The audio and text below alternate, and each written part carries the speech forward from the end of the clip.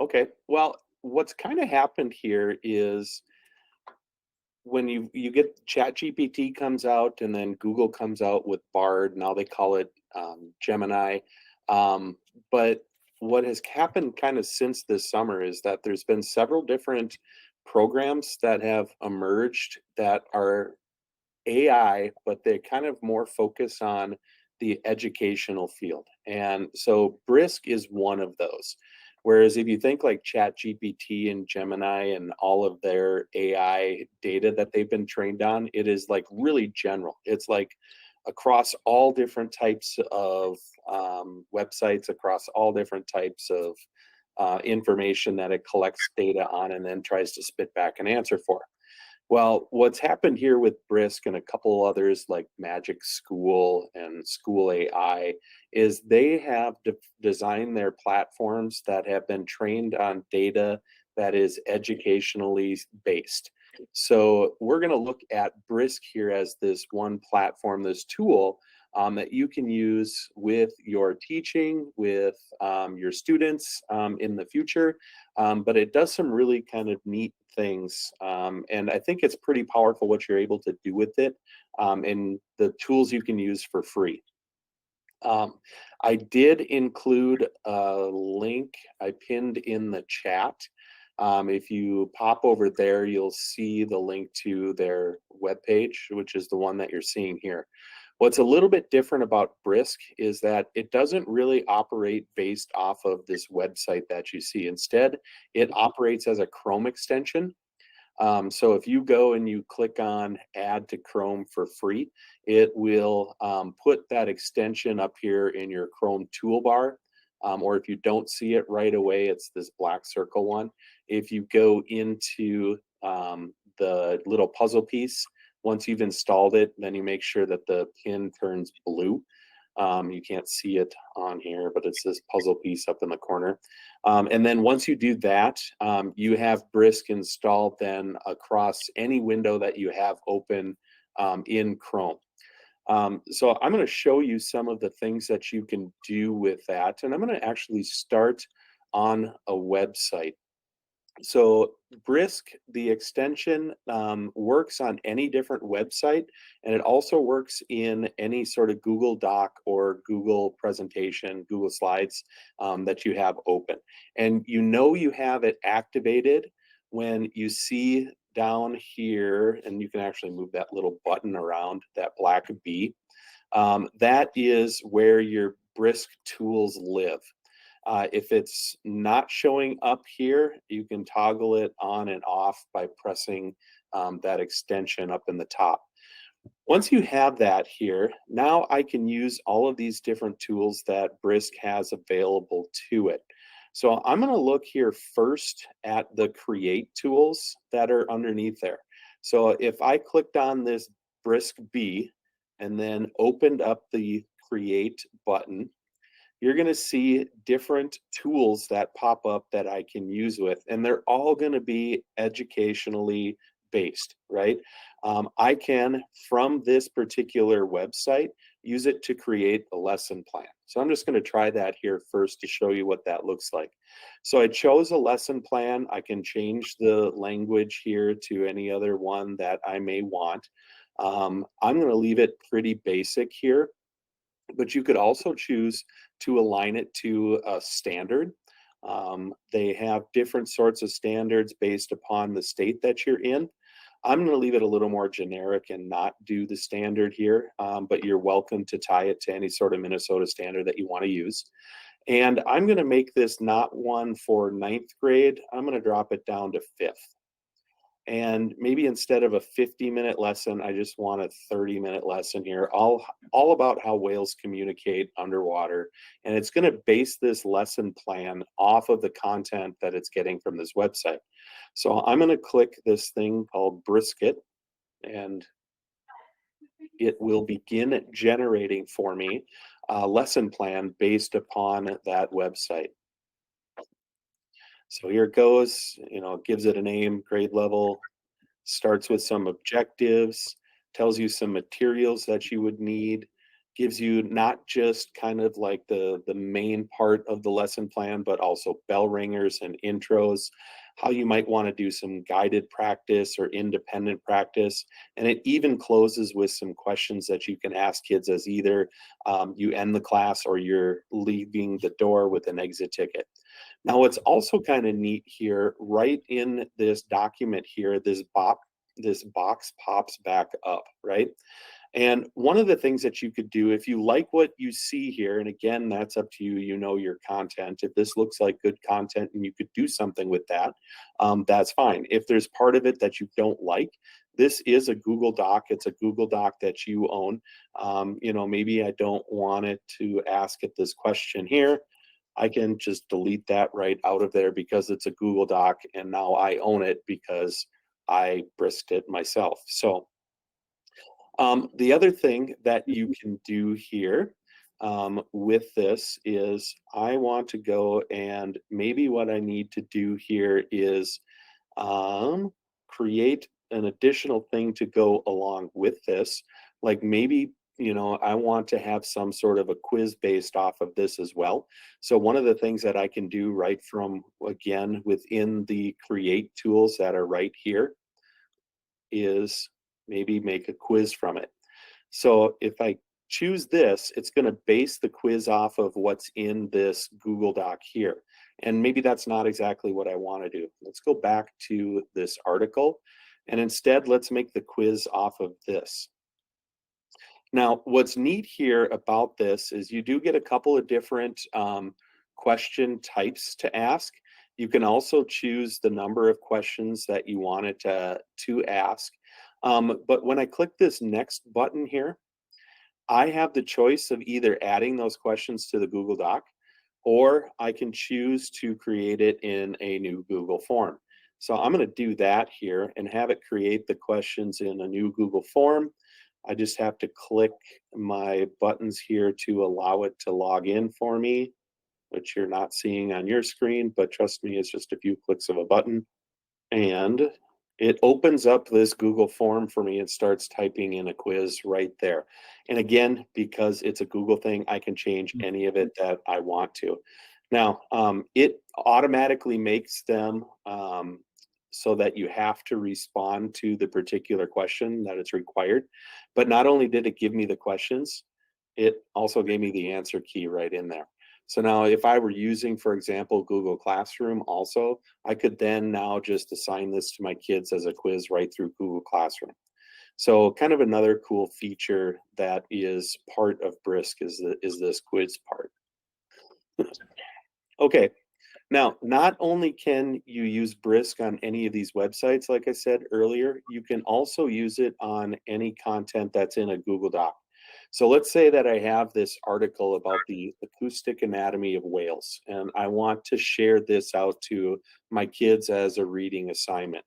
So I've got this article here, and I look at it and I'm wondering, I wonder if this might be a little bit too much for some of my kids to be able to comprehend. So one of the tools that you have here, in addition to your create tools, is also this change level button. So I can go and click this change level button. And when I do that, it tells me the grade level that the reading is currently in. So it says it's an 8th grade reading level, which for 5th graders could be a little bit challenging. So I'm able to change the grade level here, and maybe I've got a few more struggling readers and I even want to lower it one more grade. I can choose 4th grade. And when I click the change reading level button, it opens up a new Google document here and is going to put this new article based on the other one, just in vocabulary, just in terms and sentence structure. That's going to make it easier for a 4th grader to read. What's that? Crazy. That's nice. Yeah.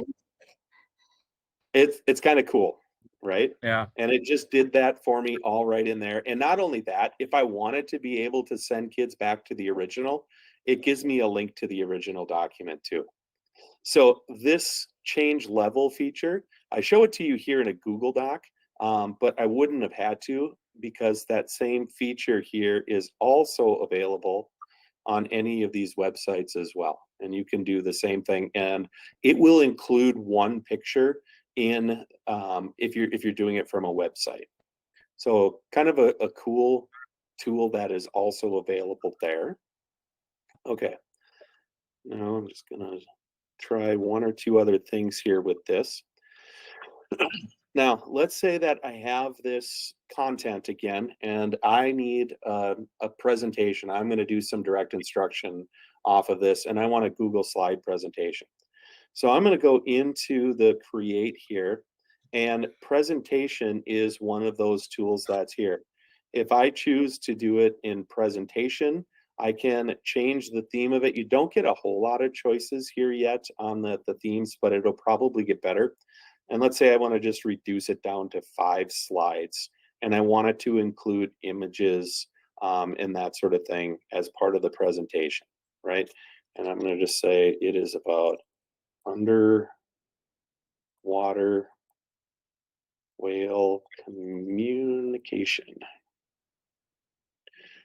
And again, I'm going to have to kind of sign into my Google account and just click a few buttons. You're not seeing it because it's happening in a different window. It starts to generate those slides for me. And again, because they're Google Slides, guess what? I can change them, add to them any way that I want to. So what I would think that this would be pretty helpful for is that I wouldn't think of it as being something, I'm just going to take it verbatim exactly as it is and use it as it is. Because I would probably want to personalize it more for the way that I would teach. But boy, did this perhaps just save me a ton of time, because it kind of did, even if it did say 70–80% of that work for me, and now I just go back and I fix that last 20–25%.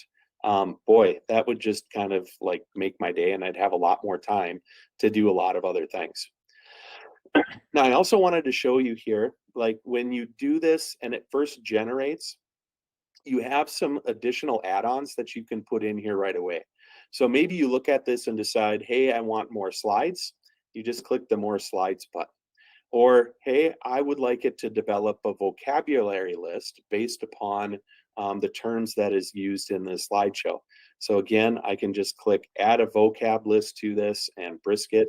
And it's going to put that vocab list in a Google Doc, but it can be definitely something then that I share with students to help further enhance the meaning of the lesson.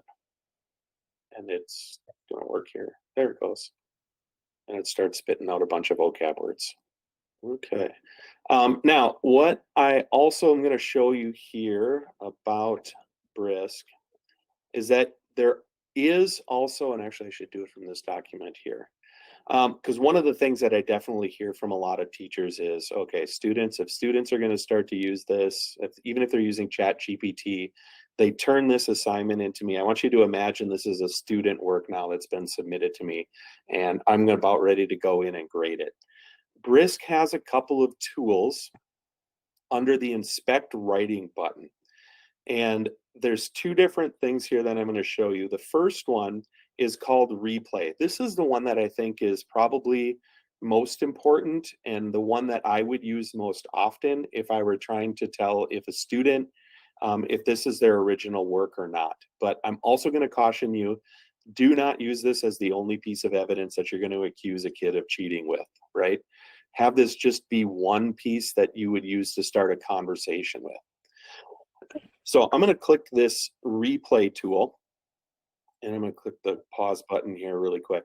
And what you're able to do with this replay tool is it shows you all of the edits in like a really sped up version that have been made to this document over time. So you can see with all of these different changes, sometimes it shows up in green if something gets added, it shows up in red if something gets deleted, and it shows up in yellow here if something gets pasted in. So if I see a big section come into a document and it's all in this yellow, I would pay more attention to that part of it. Does this look like it is the student's writing? Does this look like maybe they copied and pasted it? It could be from an AI source. It could also be from like a Wikipedia or another web page. Or maybe it's just the student was including a direct quote into their document, and rather than retype it and make typos, they copied and pasted the quote in there. So it doesn't guarantee that it's going to be plagiarized, but it's a point then that at least it's a flag for the teacher to know to look at it in a little bit more detail. And I can even pull across on this slider and look at all of these different spots. And you can see where the paste things come in. Like, oh, hey, they pasted their works cited in. Well, I'm not going to worry about that. Good job citing your sources, right? And you can scroll through, or you can start here at the beginning and you can just click the play button. And I think it goes at like 60 times speed. So it goes kind of fast through different parts of it there until it gets to the end. So that's the replay tool, which is, I think, a pretty good feature within there. The other one that they've included in here is the Detect AI Writing button. This is the one that I'm apprehensive about, to say the least, and nervous about that it's going to be used inappropriately. This article was one that I had ChatGPT write. I did none of it, okay, other than maybe put like some citations in. And I'm going to click and ask it to detect AI writing. And so it does, and it says it's only possible. I can guarantee you that it should be way over here. So how effective and accurate are these AI writing detection tools? I don't think that they're there, and maybe they'll never be, or they're just, for sure, they're not there yet. And this would be like, okay, well, it's giving me way more credit than I deserve, but there's also too many where a student does write it and it flags it out as AI writing it, the kind of that false positive, which could really be kind of a crushing blow to accuse a student that my AI detector said you cheated on this, and when they actually did it. So be cautious about using that tool. I think I've given enough warning on that, right? Okay. Those are kind of the big things here that I wanted to share with you. Oh, I will share this too. I almost forgot this part. Most of these tools that you see here in this library are free for teachers to use, right? The quiz, the rubric, the resource, decodable text, translation, presentation. It's only when you get to these ones here that have that little ribbon that's on there, that means it's a paid feature. And so that then comes at the premium cost. So like mine, when you look at this window here, it says 41 trial days left. That's because I did their little 20-minute training program, and then they gave me premium access, I think, through the rest of the school year, or through the part of May or something like that, so that I could play around with them for like this many more days. Otherwise, I would probably be just fine just using those tools that were all free and available. Let's see, am I forgetting anything? Oh, I just thought of one more thing. The give feedback button. I didn't talk about that one here as well. So let's say this is a student written document. I can also use this give feedback tool. Now you'll notice the targeted is the one that is going to be paid for. But they have this one glow and grow that is pretty good, that gives you positive stuff, but also then suggests areas for you to improvement. I'm going to say this is probably not a fourth grade. I think we said it was about 8th grade. And click Brisket, and it's going to start giving me some feedback here that I could then copy and paste into as a comment into those spots in a student work. Or I can tweak it and make those words my own and then bring them over to that document. Again, I mean, time saver tool, right? Awesome. Questions that you guys have? I kind of showed you like in as quick as I could go. Yet kind of make it show you that it's pretty available. Yep. If this is something that you're interested, or you're interested in more of this stuff, I just will share this as well. Hopefully you've seen in like my newsletters, my colleague David Berner and I have started a podcast that we do basically on tech tools and tips. It's called Integrate This, or if you search for it on YouTube, if you search at integrate with the number 8 this, and follow us, you'll get all sorts of different things. You can see we've done stuff on Google. Here, we did do some stuff on Brisk recently as well. We've done things on Magic School. If I go into the videos, there'll just be a ton of different ones that we get in there. So Wow. Yeah. I think these are short. Some of these are longer, like 20, 30-minute tutorials. Some of them we break them down just to specific parts, like designing the Google Slides based off of basically what I just showed you about creating Google Slides and in about 2.5 minutes. So lots of cool content that I think that's there too to point you towards if you're interested in some of this stuff. It's another good resource. Are you going to post this video on there? No, I'm not putting the tech tidbit ones on this page here.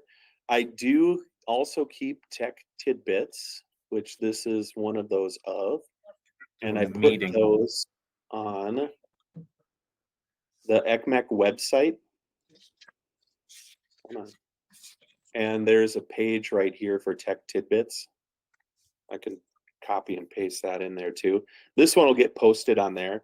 But you could see this year we've done some other ones on Fig Jam, Magic School, newsletters, as well as I do a What's New Google one that's on there too. So here's the link to that page on our website too.